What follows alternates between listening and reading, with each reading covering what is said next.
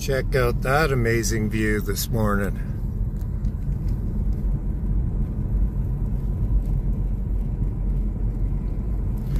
God has truly blessed us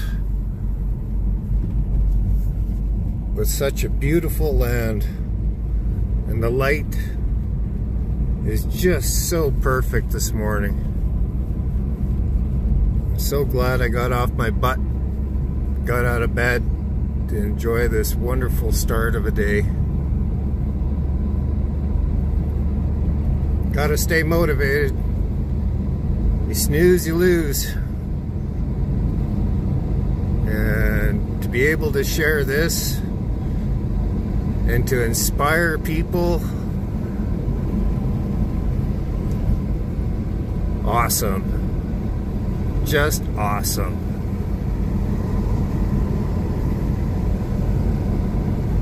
So rugged, but yet so just wonderful. Look at this creation.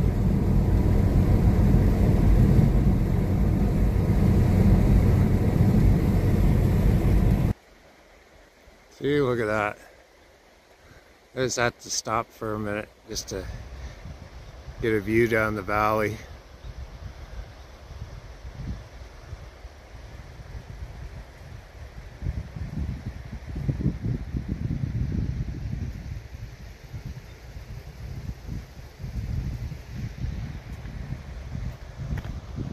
This would be the Elbow River, and I'm working my way towards Powder Face Trail this morning.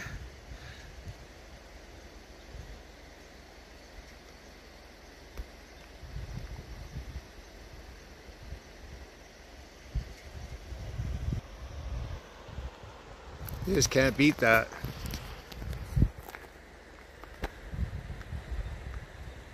Sun's sure bright this morning though. Look at that view. Crisp, clean air. Beautiful pine smell in the air this morning. Probably could still use some rain to fight the forest fires up north and west of us. BC's mainly on fire at the moment, but God bless them. Hopefully it makes the land more productive and a better forest. But so far on this end,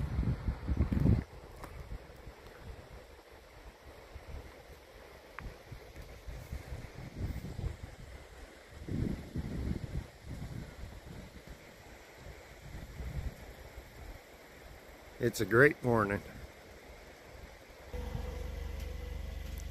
I just have to stop one more time. See this ridge line right here?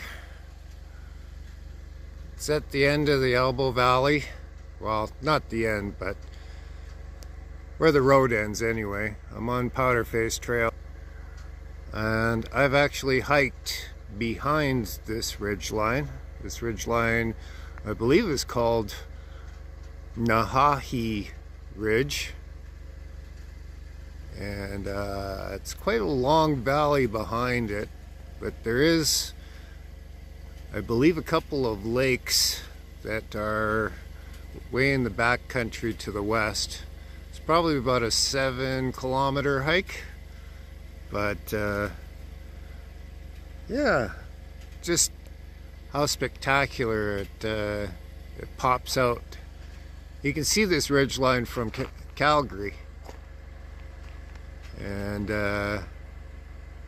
it's one of the first major ridges or mountaintops other than Moose Mountain going west from Bragg Creek.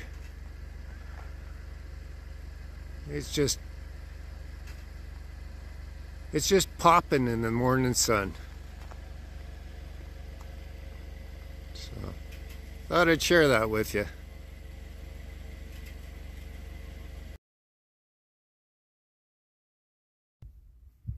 Well,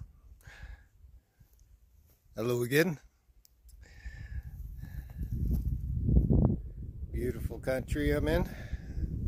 I'm along the Powder Face Trail, and I'm on a little bit of a mission to pick some wild strawberries. You can see that. So, there's a little bit of a trick to it. Number one, you gotta watch out around your surroundings. I've got something right now over in these trees here, breaking branches. And I've got cars coming up on me. Hang on. So funny. All the hikers out here and stuff like that, and this sweet cutie just kind of slowed down in her pickup truck, take a look at me and gave me a nice big smile. Anyways, life's an adventure, eh? So, like I was saying, there's a little bit of a knack to picking wild strawberries. Best to probably do it on your knees, and probably wear something with knee pads or something like that, especially if you have knees like mine. But a lot of people just don't have the patience for picking these berries, and just because I'm running into a bunch of what my sister used to call gorbies. Yeah, we have a right to actually share the land with everything. You know, as much as indigenous cultures like to lay ownership, and I'm here first and so on, I think that's more to do with respect. You shouldn't pick everything all in the same place. You know, you got to share with the animals, you got to share with the land. The berries are fruit and seeds to propagate for the next year's harvest for all the animals, including us humans as well. So, for wild strawberries, you definitely want kind of an arid, sandy soil. Doesn't seem to matter whether it's dry or not, but where they are is where they are. And you got to watch out for bees and bears and whatever else might roam these woods. But I'm going to turn the camera around. So at first glance, by my coffee cup, it's pretty hard to see. They're hidden really well, but where there's one, there's usually more. And if you can see that berry in there, they're really tiny. And then there's some more. They're very well camouflaged, but if you approach them from downhill, you can see that, wow, look at those, eh?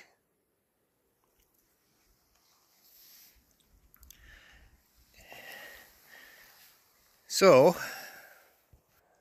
when you get stuck into a berry patch and your eye happens to catch that wonderful red color in the foliage, I would recommend keeping your eye on it. Because if you avert your eyes, start looking around, and don't have, like, say, a landmark beside them, you probably won't see them again. You probably step on them, which is okay, because you're replanting the seeds. So, but if you want to, say, make some jam, it's going to take you a while. And patience, calmness, just let your mind flow with the land, keep aware of your surroundings, and yeah, you can come out with handfuls and still leave plenty behind for everything else. Thought I'd share that with you. Catch up to you later.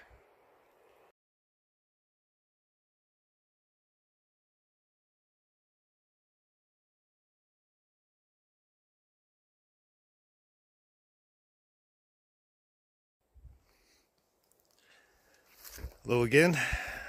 Just want to, as my mind is wandering and I'm searching the woods and my alarm's going off. There we go. Sorry about that. So when you do get stuck into a strawberry patch, it's really recommended that you have a Kleenex, maybe a wad of grass, something like that. Make a little bird's nest in your hand, because if the berries stay on your in your palm, the heat from your palm and your body oils will start to dissolve the skins of them, and yeah, you'll come out with a red palm. Which is okay. I suppose if your hands are clean enough, you could lick it off too, but whatever.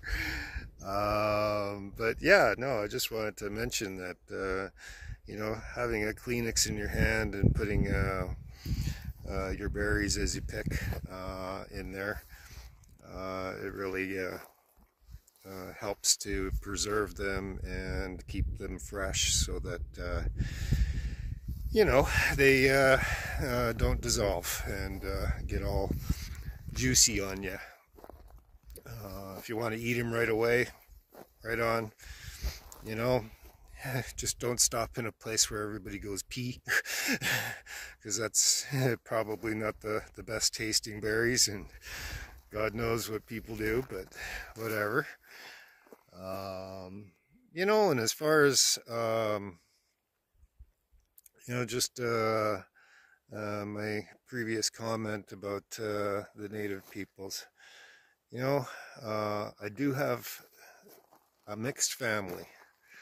I'm definitely from a multicultural race of people. And I'd have to say that my children are the odd ones out in the family. I have a niece that's part Ojibwa. I have a couple of more nieces that are of Japanese Swedish descent. My wife is of Swedish descent. I'm of Norwegian descent, but even my background, I found out, was mixed up with Austrian Jewish and German, and predominantly a Germanic culture. But my point is that you know, when you treat the land with respect, and especially if you're there and there's people there before you, especially on the more down-to-earth, so to speak, peoples that live off the land, there's a reason why they do things the way they do. And like I said before, if you go in there and you just pick everything and so on and trample all over everything, it's not going to do anybody or any of the creatures that live there good. Mice, squirrels, deer, people, whatever. So really, you know, like, pick a handful, move on. I don't think people, and I think this is where our society has really gone wrong. Yeah, sure, we can do agriculture, we can harvest from the land, we can get a farm, get a plot. We can produce a lot of food, especially with the technology nowadays. Were we really meant to be like that? As a part of a natural creature on this planet, and the way this planet was designed. I don't think so. I think it allows an imbalance. And I really, truly believe that it's based on selfishness, greed, and at the root causes of these things. Trauma. So there used to be accords. Maybe your group of people was really good at farming. Maybe another group of people were really good at being warriors. You would make an accord with them. In times of need and food is short, the farmers would help out the warriors. And vice versa. If times of need, if the farmers need help from warriors, the warriors would come to their aid. And it was done as a blood oath. And this is why the accords were also had deadly consequences. Everybody's lives depended on it. Your survival of your family depends on how respectful you are to each other's territories, to each other's ways of life, and to how you conduct yourself and share. No share, no support for your community, your family, your extended family. Well, you reap the rewards of your own actions. Because like I said, everything and everybody on this planet has a right to exist. So, some of the old knowledge is waning. And we're having social difficulties, land difficulties, environmental difficulties. I really encourage a lot of people to just take a second look, dig deep into where you come from and what made you the way you are. And just because you are the way you are, step into the light. Learn something new. Learn to grow. Learn to love. Learn to respect. And thrive. It's too easy. Anything else is way more difficult and way more effort. Think on that for a while. And have a great day. Peace.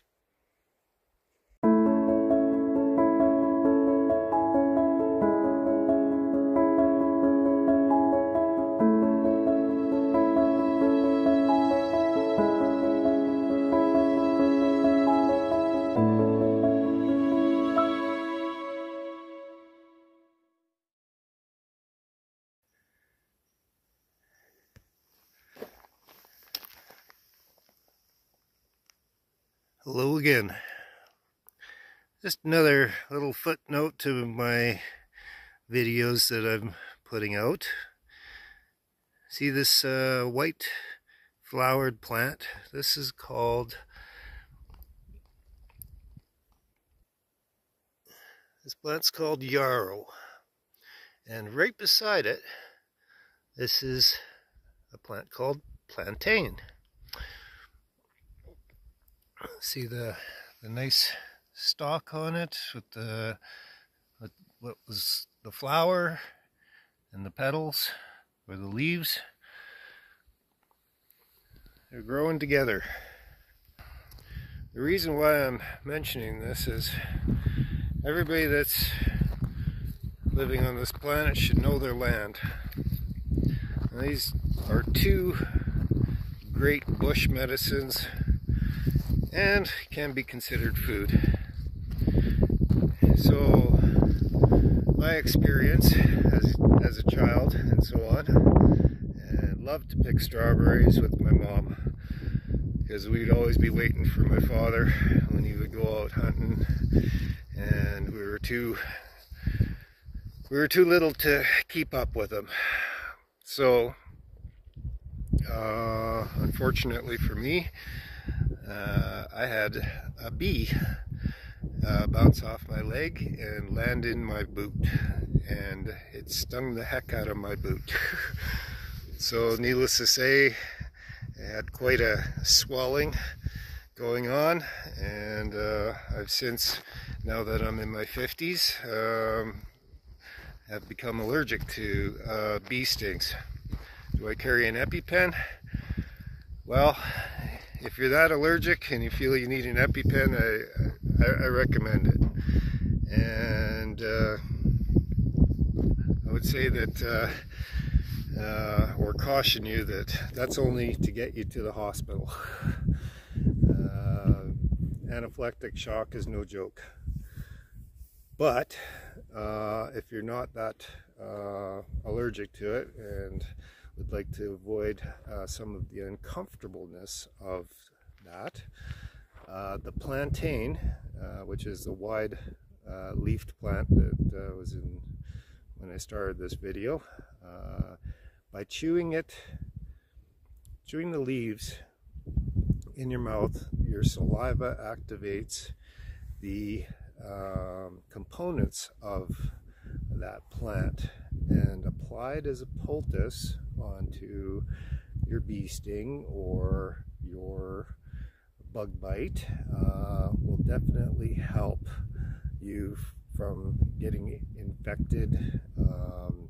It will help with the swelling, with the itching, and it'll allow your body to heal up quite quickly.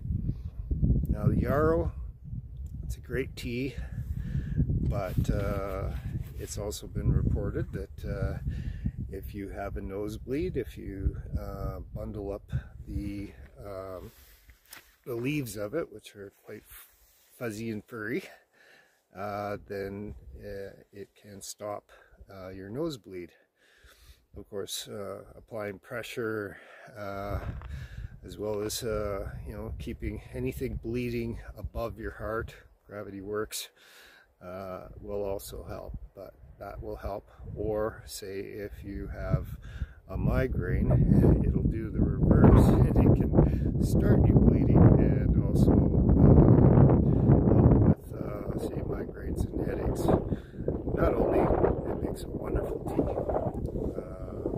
The strawberries that I've been picking this morning is also edible, as far as like leaves and so on. They make a great tea. Can supplement your diet if you're living out in the wilderness,